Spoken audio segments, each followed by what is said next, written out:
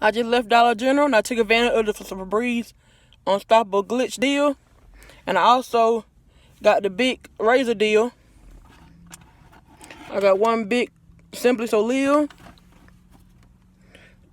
2 Febreze Air Unstoppables, and one of the twin pack holiday scents. I did a deal twice. That's my bag from the same deal. I did it twice. I got the his and her account. And here's my receipt.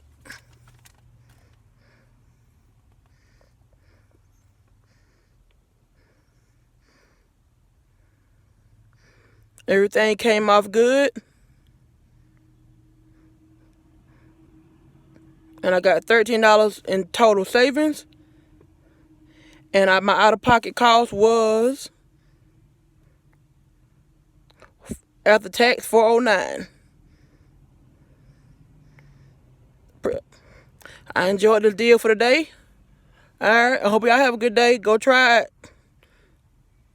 Go try the Febreze deal.